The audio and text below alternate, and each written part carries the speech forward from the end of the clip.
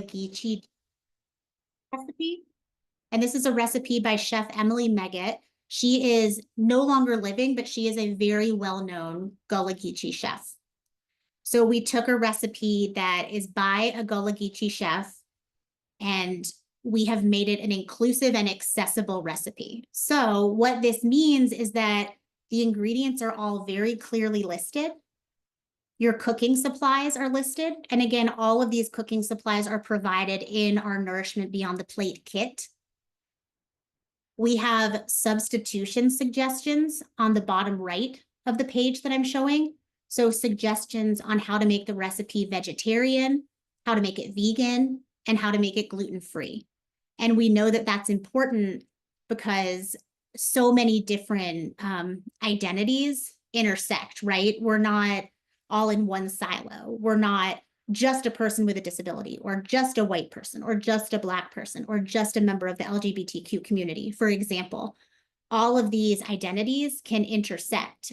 And what we have found at Kelly's Kitchen is that sometimes when there's emphasis placed on disability, accessibility, and accommodations, people forget that somebody with a disability might also have some dietary restrictions or some allergies or things like that. So we want to make sure that we provide suggested accommodations for the recipe as well. The recipe itself is written in plain language. And so what that means is that each step is one step. So I'm sure that you all have seen recipes online or in blogs, and the first step might say, you know, take your onions and your peppers and your rice and add them to a pot.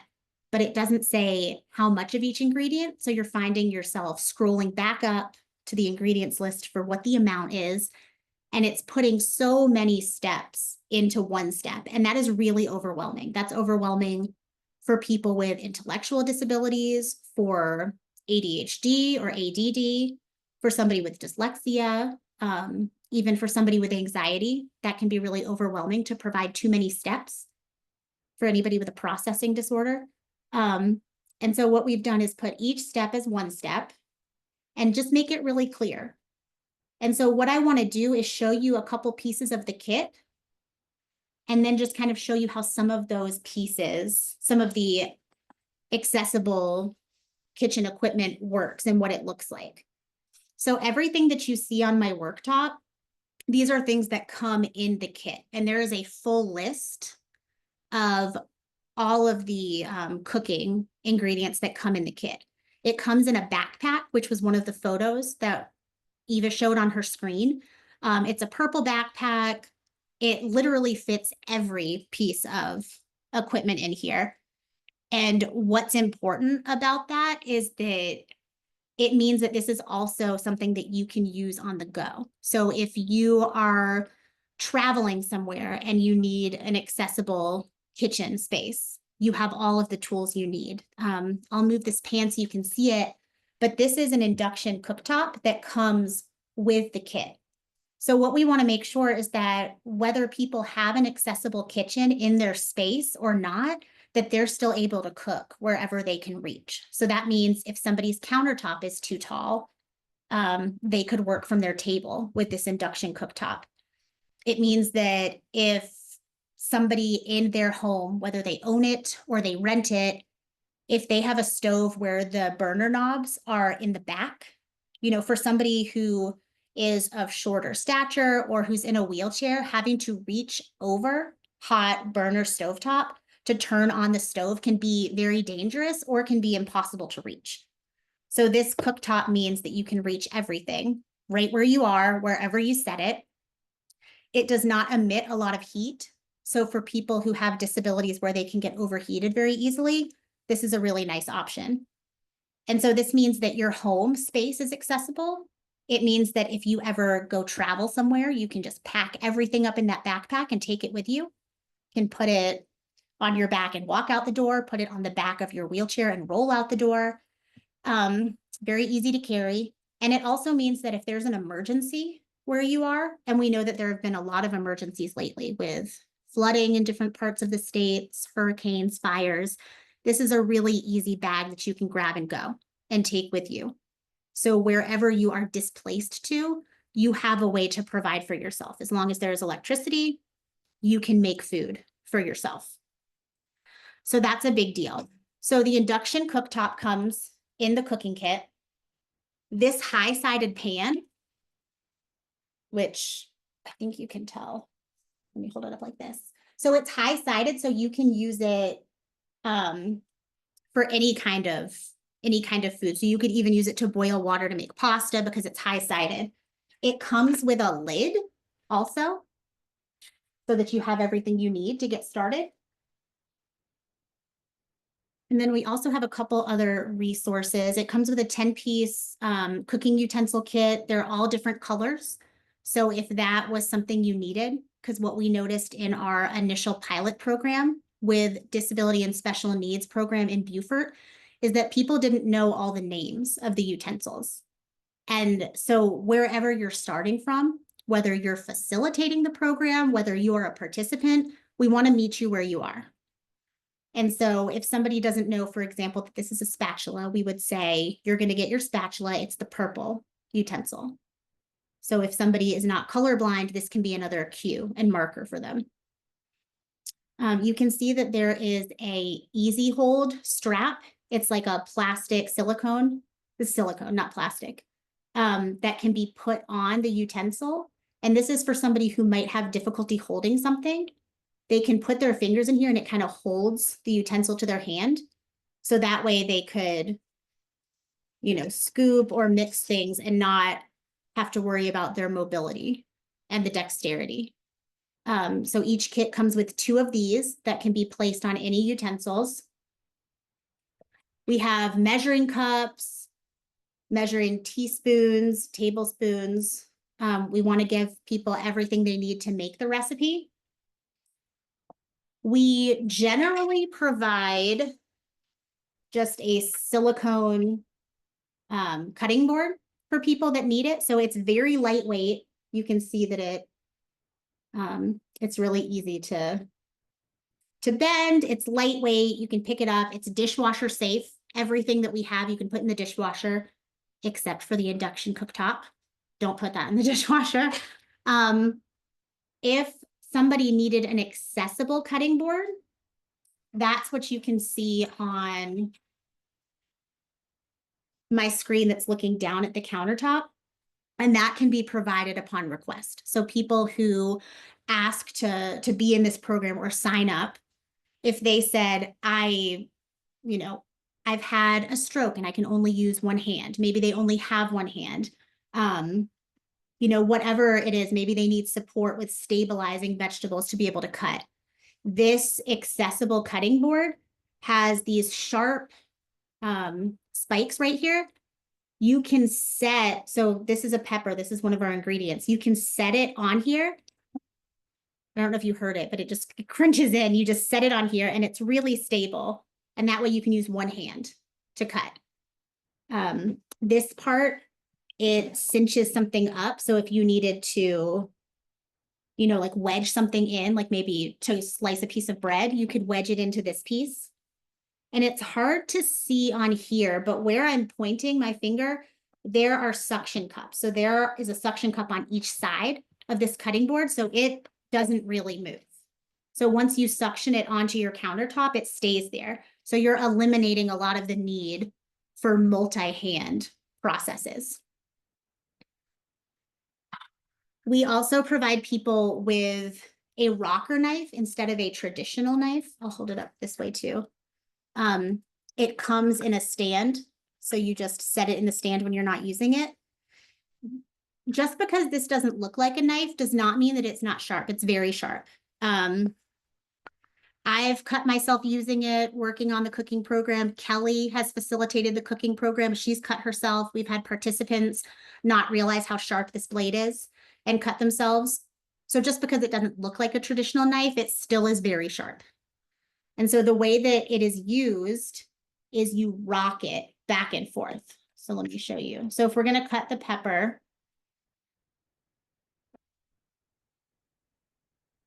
you see how it rocks? So you don't necessarily have to pick it completely up. You don't pick it up and push it down. You just rock it, just like a rocking chair.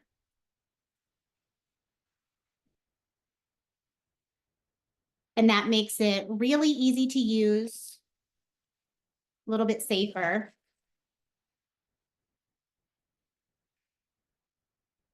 And so for the recipe, we're kind of starting a little bit further down because I prepped some of this stuff in advance.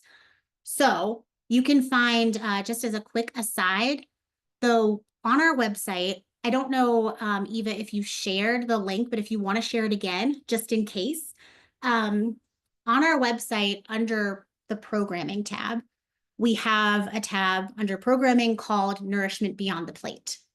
And so on that page, you will find everything that I'm talking about. You'll find the list of resources that are in the cooking kit.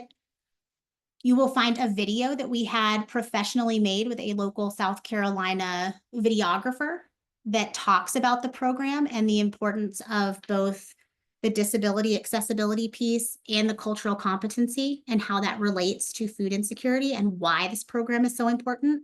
I really encourage you to watch it.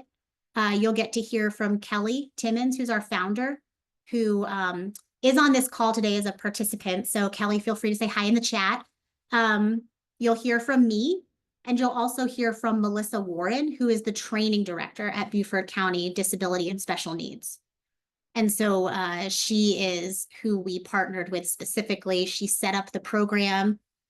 What's really cool is that this program, we started out, but we create a lot of community partnerships and connections so that it can be sustainable after we leave.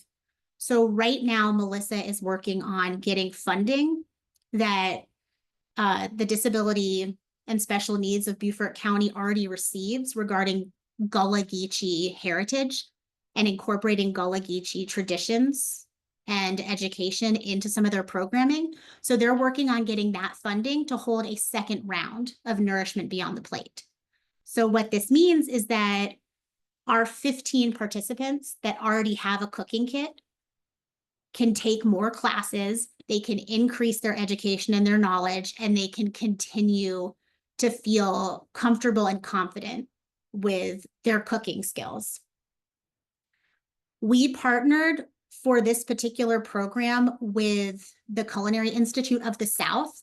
And the reason why that is a very big deal is because if we come in as Kelly's Kitchen as an organization to your area and we provide the food and the delivery and the prep and all of the pieces, but we don't connect with local entities, we're not creating a sustainable program. So what we did is we worked with Melissa Warren, worked directly with people with disabilities. We also worked with Culinary Institute of the South, and they were the entity that sourced all of the ingredients for the 4 meals.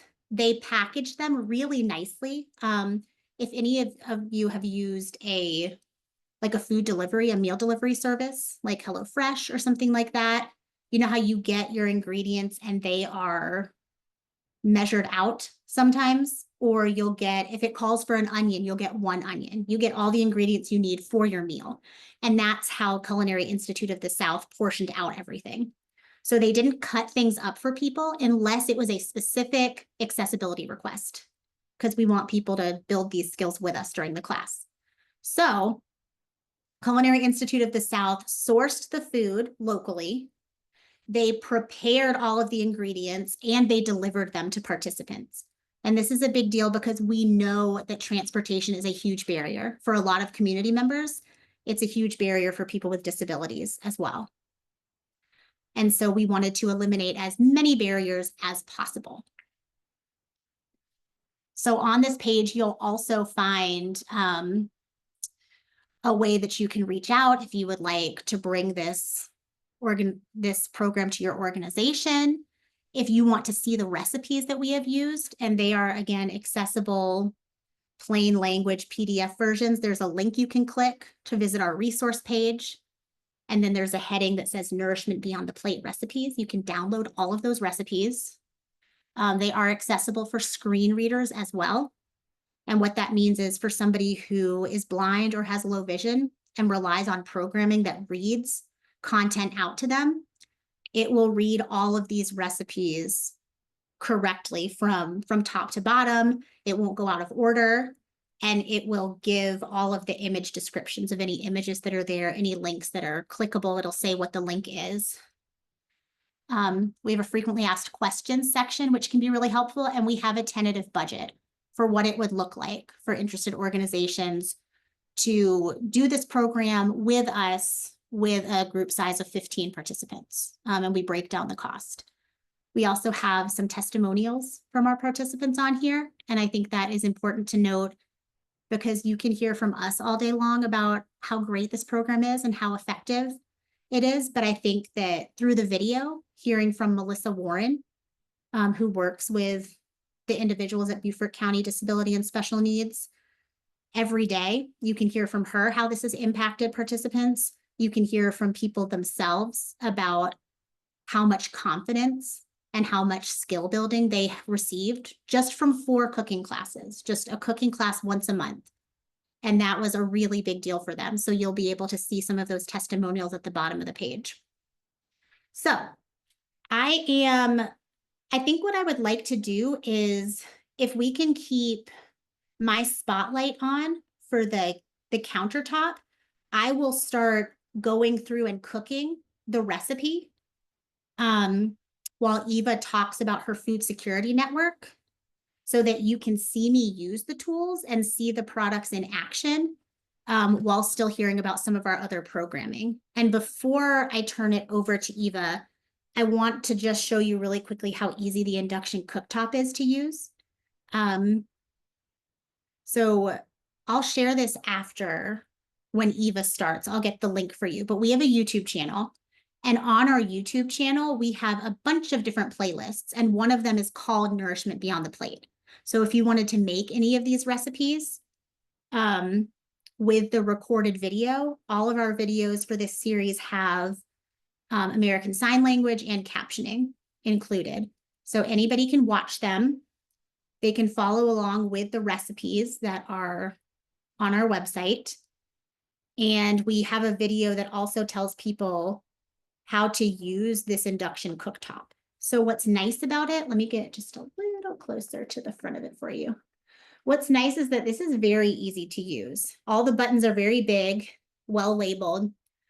The power button, huge, you just turn it on.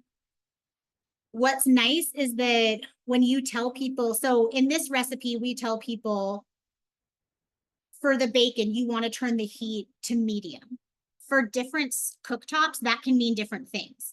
Everybody in our program has the same cooktop, so it means the exact same thing.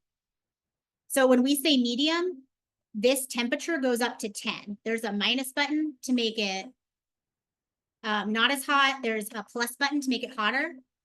It goes up to 10. It starts at 5. Medium is 5. So you can always tell somebody, put this on 5. That 5 is medium, and it will always be the same heat. Let me move that back so you can see. There's also a timer. So in our recipes, when we say set a timer for 5 minutes, you press the clock button for the timer. You press the plus button for the number of minutes that you want. And then you press that clock button again, and it starts your timer. And what's really nice is that when the timer goes off, it turns the induction cooktop off. So when your timer goes off and you're done, induction cooktop turns off. And for the next step, you would just turn it back on and keep going. But it makes it really easy to not need a lot of different resources at the same time. So I see the question in the chat, Tim, the scale of the program. Right now, we have provided this in Beaufort, South Carolina to 15 participants. We are in the process of scheduling to serve 2 different communities in Atlanta, Georgia. One in Atlanta, one outside of Atlanta, with My Neighborhood Kitchen. And we've had requests from other organizations, whether they're a center for independent living or they're just a community center in different parts of the United States that want to provide this program. So we can scale it up to as many people or as few people as an organization wants to provide it to. if they have the facility to have, you know, multiple people in a physical space, and they have the capability to have this many induction cooktops plugged into the same space and not flip a breaker, then they can do that. Like if they're in a teaching kitchen, usually the teaching kitchen has the capability to have a higher number of watts being used in the same on the same outlets. But if this were virtual and everybody was doing this from their home and tuning in, and we were facilitating the cooking piece virtually, that could be any number of people. So really, the sky is kind of the limit, and it depends on the organization. As we are moving around, so we are also in talks with some organizations in Western North Carolina to provide this program. We would work with that organization. So instead of providing Gullah Geechee culturally competent meals, which wouldn't be appropriate in, you know, the Appalachia part of North Carolina, we would work with them to pick a couple recipes that are traditional Appalachia recipes. So wherever we go, we want to make sure that we're culturally competent to that population. And that would be a big part of working with an organization in their local area. And then Eva, with that, I am going to turn it to you and mute myself because the induction cooktop sounds loud to me, and I don't know how loud it sounds for you all. Sounds good. Okay. Excited to see what you make, Rachel. I am going to share my screen.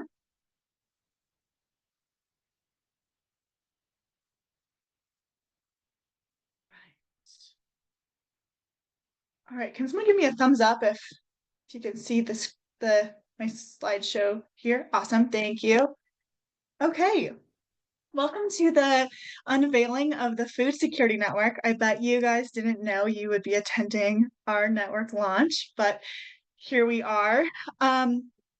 Before I dive into the exciting details of this network, I first just want to talk about why this is so necessary right now. So Kelly Timmons, the founder of Kelly's Kitchen, found that when she would attend these important conversations about food justice, that disability wasn't mentioned once.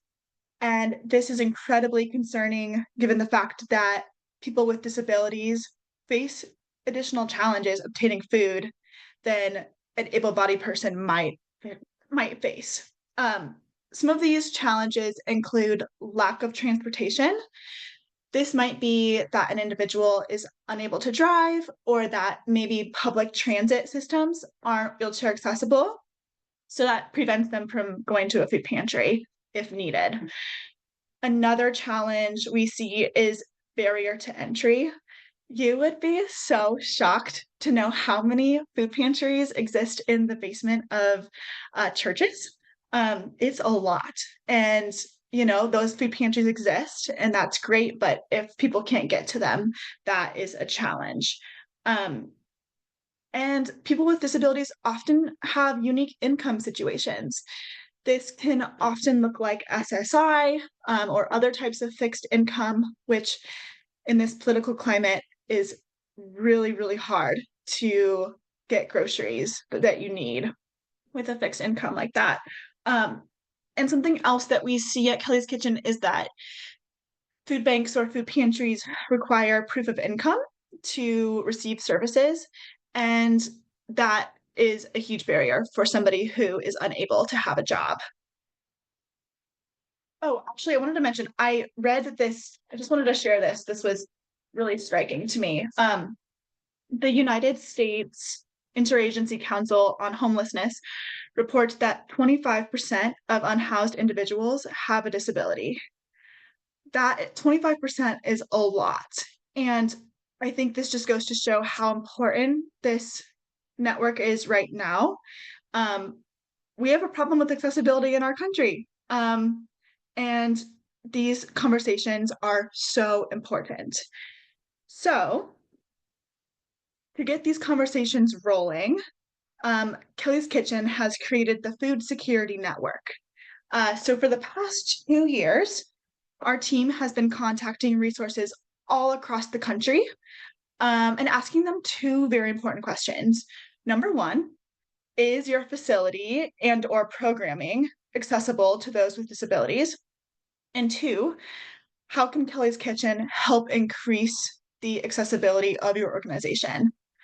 So we contacted traditional resources that you might think of, like soup kitchens, food pantries, food banks, but we also included resources like community gardens, food co-ops, urban agriculture centers, because we agree that every single level of the food system should be accessible to those with disabilities.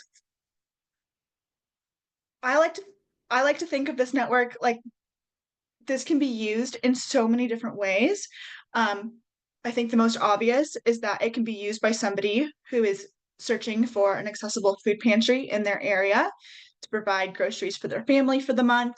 Um, but it can also be used by somebody with a disability who is looking for community and maybe wants that community building to be around food. So that might happen at a community garden or an urban agriculture center. Something else I thought about a lot as a person with a disability is what if I want to volunteer and I have a disability? I want to ensure that the places I'm volunteering are accessible to me. And I think that's obviously there are tons of ways to make a community healthy. And I think that by giving people with disabilities the opportunity to make their community healthier is an opportunity that I wouldn't want to take away from anybody. So I'm going to take us on a tour of the network right now. You're the first to see this, so this is exciting. I'm going to change my share. Oh, okay. Oops.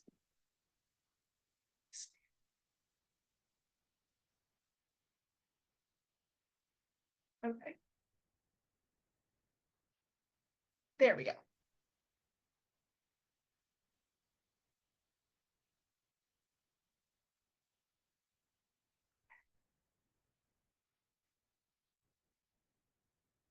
All right. Can you guys see this map? How's that? Okay, great. So this is what it looks like when you log on to our food security network. This is live on our website, so you can take a look after and browse it a little bit. There's a lot of dots, and right now they are all one color. We are hopeful that we can kind of organize it for you all with different colored pins to show that we have different food pantries, urban agriculture centers, and it's a little bit easier for the mind to digest instead of just looking at all of these dots. Um, I wanted to, so tomorrow, if you're attending the Chicago Food Justice Summit in person, that is at the South Shore Cultural Center. So I'm just going to use that zip code and just show you what this might look like if you were in this area looking for food. Uh-oh.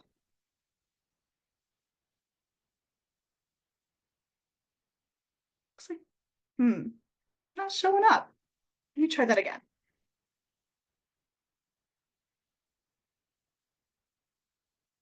Okay, I'm gonna quickly just use a different link. Looks like we're having some technical issues with that, but I have a link that will work, that I know works, so just bear with me.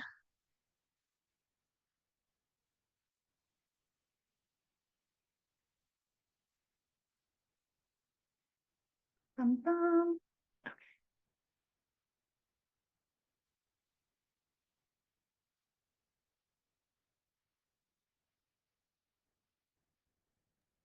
Eva, if you need to, you can also go back to that main page and just click on one of the dots and show how it organizes the information. Yeah, I have like specific ones that I like want to show Okay, people. I just So, wanted to let you know if that's a need. okay, that's great. Yeah, I looks like I was able to find.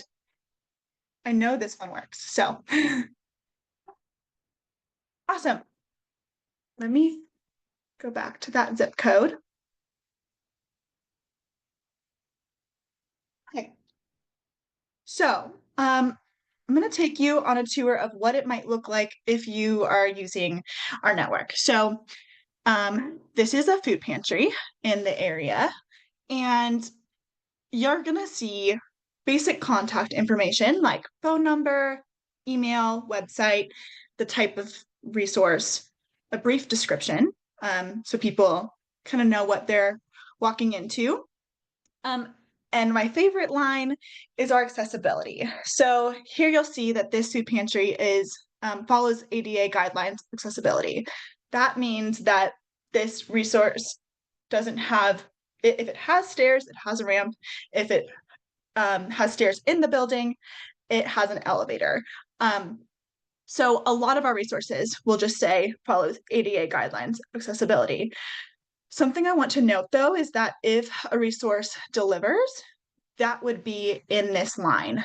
And that's important for people who may not be able to leave the house that week. That's an important option that they should know about. I called a food pantry a couple months ago and they offered ASL interpreter, and I was shocked. So that would be in that line of accessibility.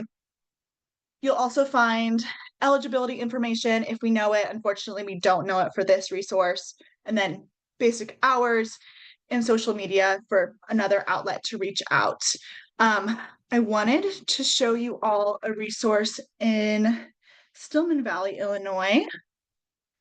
It is the Bread of Life Food Pantry. And this resource, I just wanted to show like how detailed we were with the accessibility. So this resource is a church that has a food pantry in the basement, very, very common. And they do not have an elevator, but they have a lift chair. So that chair, somebody who uses a wheelchair or has a mobility device would get in the chair and it would take them down. And then my guess is that somebody would carry their wheelchair or mobility device down the stairs. Some people might be comfortable with that. Some people might not be. We want people to know about it so they can make that informed decision for themselves, because some people might not want to deal with that, and that is totally okay. I'm just gonna get back to the slideshow. Sorry for all this jumping around. Okay.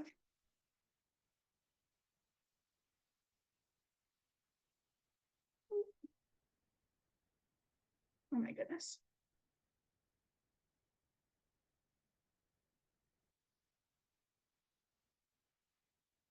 All right, can you guys see these slides?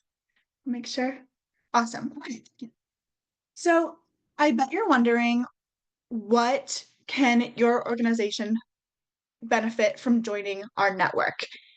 And the truth is, we don't fully know the broad spectrum of the ways that our network can support our members, because we want to hear from our network members and hear what their immediate needs are.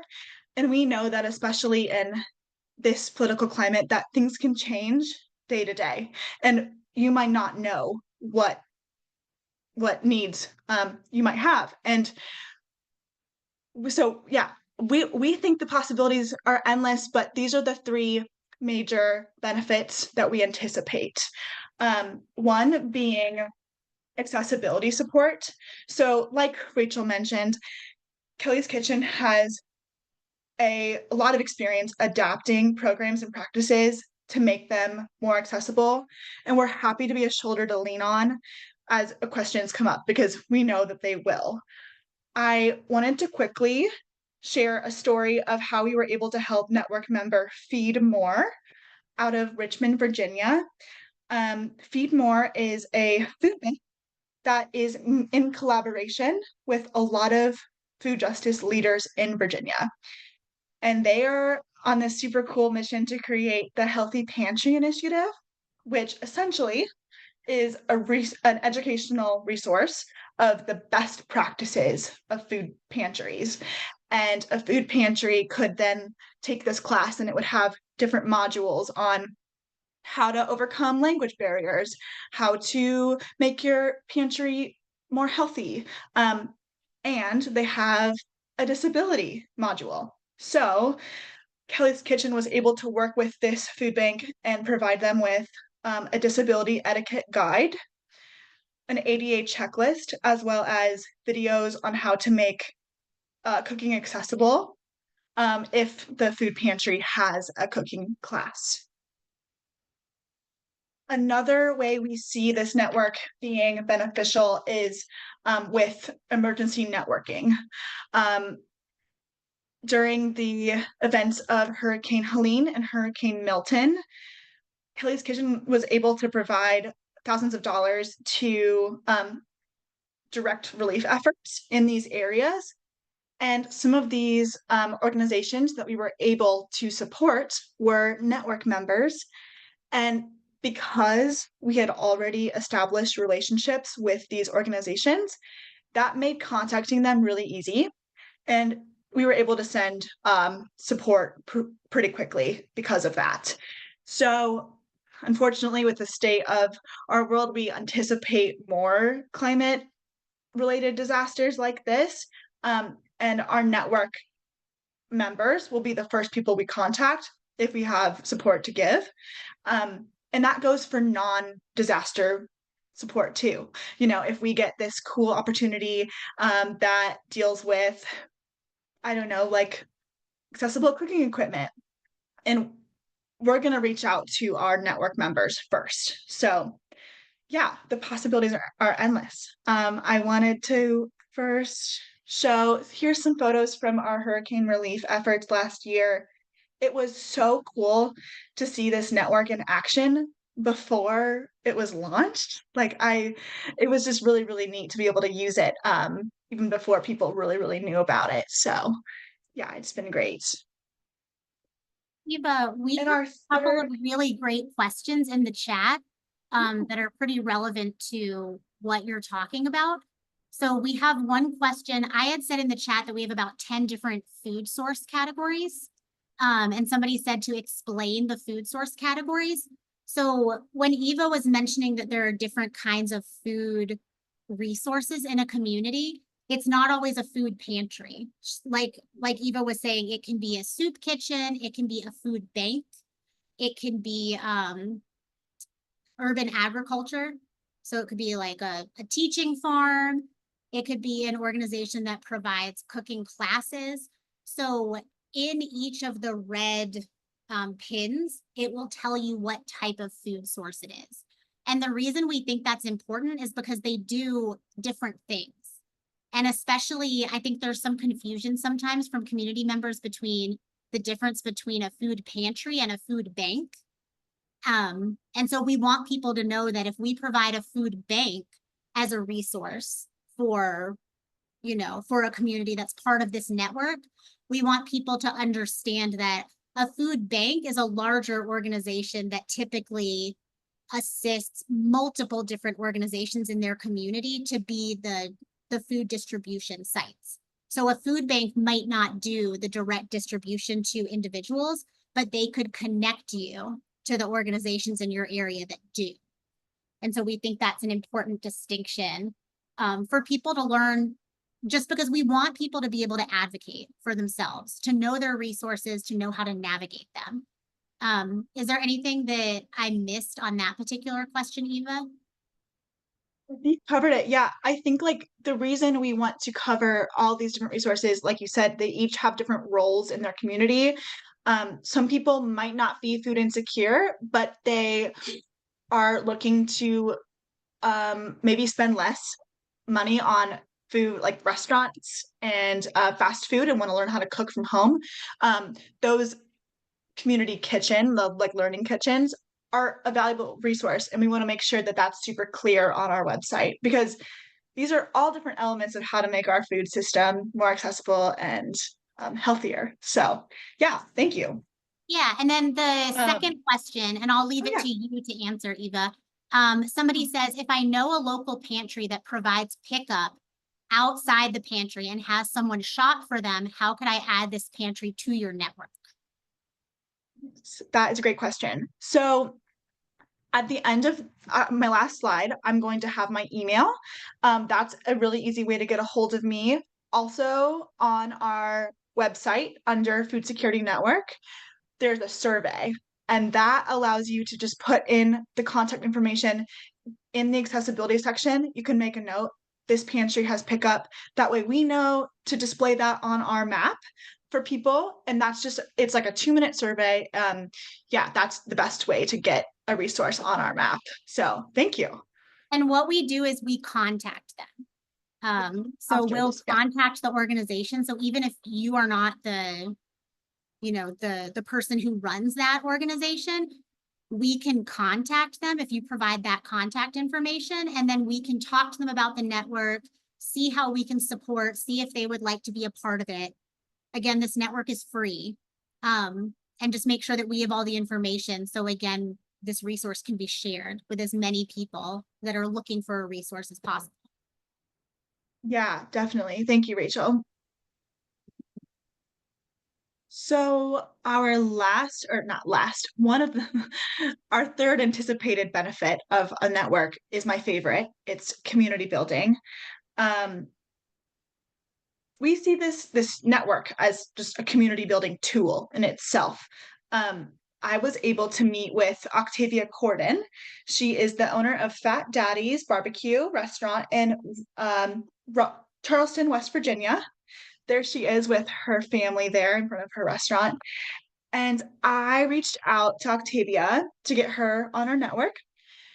And we ended up having a 30-minute conversation just about community.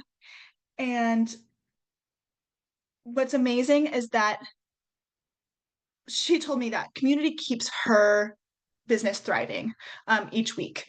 And to give back, she offers a free meal to anybody who requests it, no questions asked. And she's able to do this in part because of her restaurant's Pay It Forward program, where a customer can donate a meal by like paying for 2 meals, 3 meals, and kind of pay it forward that way. But she mentioned even if they don't get a Pay It Forward donation that day, she doesn't question giving out a free meal because she'd rather it go to her community members who keep her family healthy than to have the food go to a landfill. And I was just so inspired by Octavia and her story because she saw a need in her community and she addressed it just like with the resources that she had at her restaurant. And I think that our network is kind of going to turn into like an idea bank. We have a blog and a newsletter that you can sign up for. And my hope is that people who are also food system enthusiasts like us can take little ideas from these programs and build their own idea or program that addresses the needs in their community and just kind of keep the inspiration wheel flowing. We're happy to feature anybody on our social media, amplify their mission, amplify their voice. So it's going to be a really, really great community once we all get to meet each other. So like I was saying, our network, we're still filling it out. It's kind of going to be like a living, breathing database that will always be updated. But if you know of a food related resource, you can email me. Or if you are a resource, also feel free to email me, but you can also fill out our survey, like I was saying, and kind of give us your contact information and accessibility information, as well as how we might be able to support you in the future. Yeah, I also want to be clear, like I've talked to some people and they feel shame that their resource isn't accessible. We are not here to judge. We simply want to get the conversation going, and we understand like an old building you can't help it. We just want to be able to help out in the ways that we can and just start thinking about disability inclusion in ways that maybe we haven't in the past. So that's all I have for you. I'm happy to answer any questions. Rachel, I don't know if you have anything you want to add. Yeah, just a couple of things. Just like Eva said, our whole organization is based off of providing education and information. Just last month, we partnered with an organization called Afro Vegan Society, and they focus on providing vegan recipes, cooking demos, different opportunities surrounding vegan food, specifically for the Black community. And we wanted to support them and their organization because they're working again at the intersection of food justice and racial justice. And we wanted to include that disability justice piece too. And they were so receptive to everything that we talked about. We ended up assisting them with providing ASL for their vegan February. They called it Veguary cooking demo series. We helped make sure that the promo content videos had ASL and captioning included. We helped them turn their recipes into the accessible plain language version of recipes. So we really feel like if you don't know what you don't know, right? So unless you have this specific disability and you know what accommodations and things you need to be successful, you often haven't thought about it. And if you haven't thought about it, then you just don't know what needs to be done differently. And that's what we're here to do, is to help you enhance the services that you are providing to reach more of your community members. I'm sure that Eva said it and I just missed it because I'm trying to multitask. But we did get funding for this food security network through the Ford Foundation. And that's been really great because in 2016, they started a USDR, US Disability Rights programming that specifically focuses on empowering organizations that focus on disability justice. And that is, one of the ways that Kelly's Kitchen was able to really amplify the work that we are doing. I also want to preemptively say that for all of the programming we do, we don't necessarily think that this is innovative, cutting edge, never seen before programming. We're not trying to recreate the wheel. We're just trying to make it more inclusive and more accessible. And so what that means is that with this Nourishment Beyond the Plate program, we're providing information and resources and tools that people can find on their own, but sometimes that's the huge barrier. The barrier is putting all the different pieces together and finding them. And we are helping put that all in one place and make it very easy for people. Same with the Food Security Network. You could do a Google search in your area and you could find some resources, but it's not necessarily going to be all of the information that show up when you click on a pin on our Food Security Network page. The way it just won't be laid out that way. You might have to really dig for information. And sometimes just digging through resources when you're already in a food insecure place, you're in crisis, you need resources, that can sometimes be too much.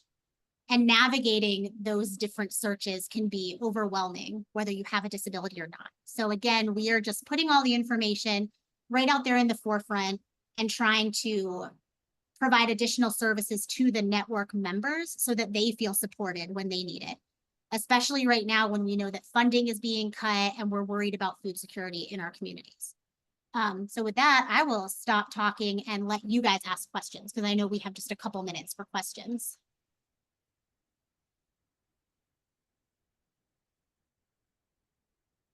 You can, I think you should be able to unmute, or you can put them in the chat.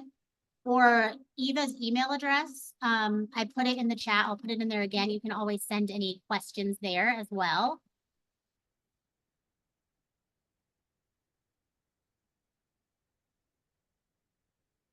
Ideally, we would be here in person with you so that as this recipe finishes, you get to eat it. And that's not how it worked out this time. It wasn't our intention to torture you with food that you can't have. So I'm sorry about that.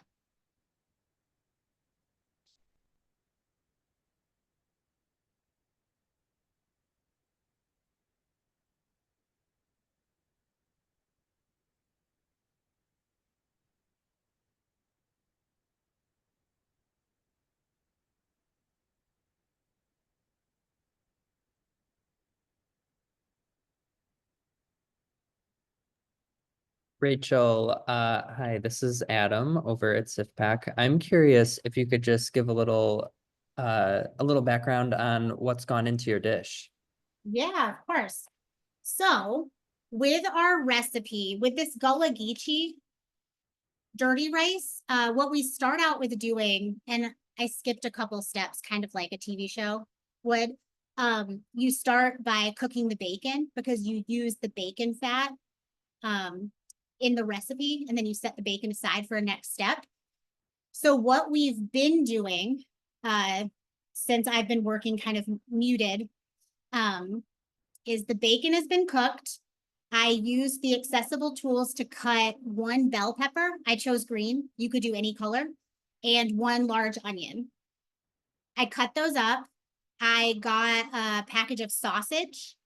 And in the recipe, you can make them into sausage meatballs, or you can just make ground sausage. I opted for ground sausage since I figured that would finish a little bit quicker. So what I did is I browned the sausage for 5 minutes, and I used the timer on the induction cooktop. And then after that 5 minutes ended, I added the peppers, the cut up pepper and the cut up onion to the pot, this high-sided pot with the ground sausage still in it. Did that for another 5 minutes, sauteed it.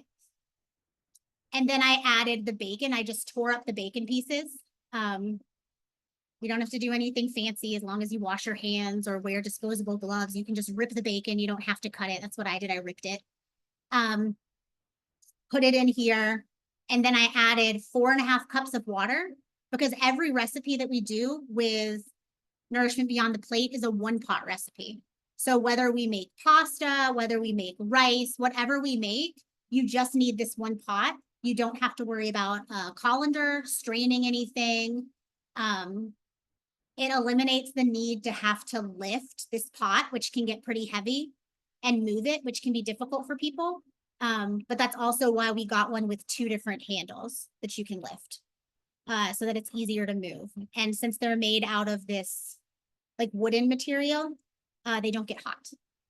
So we added 4.5 cups of water. We put it up to a boil.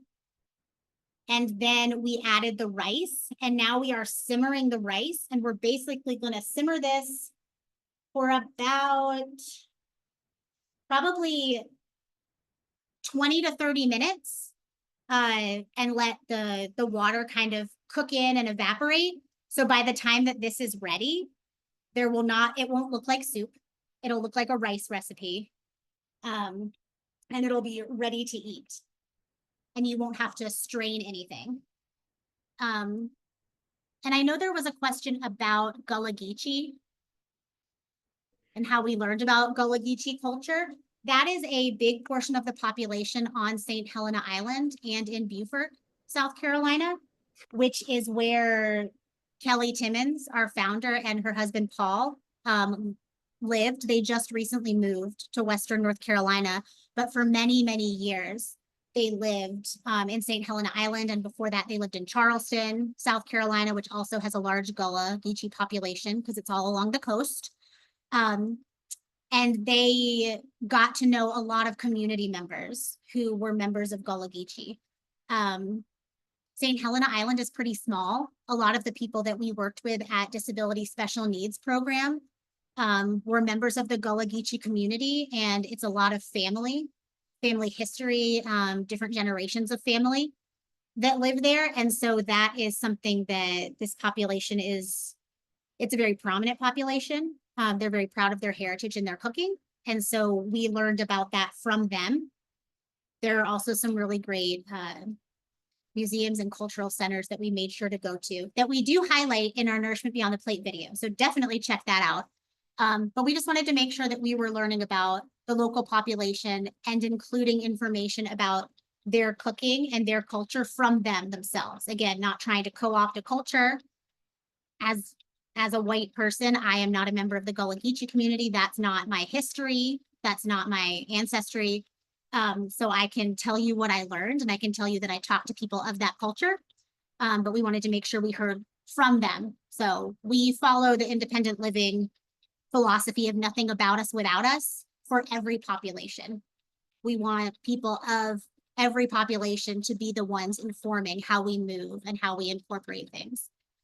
The cost for the kits, the resources that come in the kit along with the backpack itself comes out to about $250 to $300 per kit.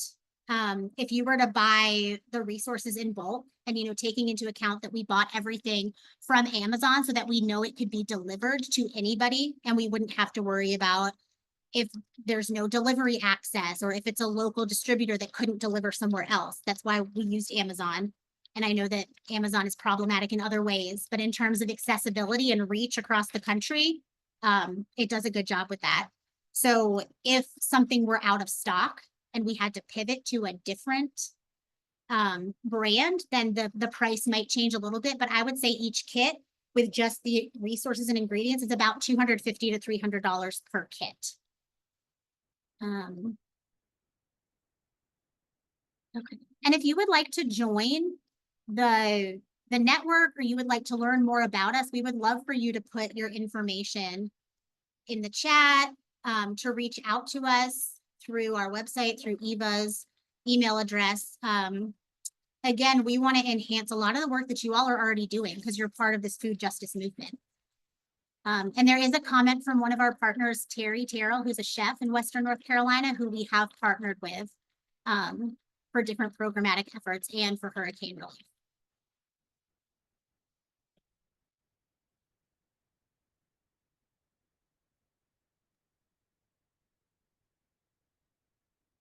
Thank you all, everyone. We're gonna wrap up so the next session could start. I dropped a couple links in the chat for you to see our next sessions that are starting up. And again, we're gonna be in person tomorrow at the South Shore Cultural Center. Thank you so much, Eva and Rachel. Yeah, thank you so much. Loved it.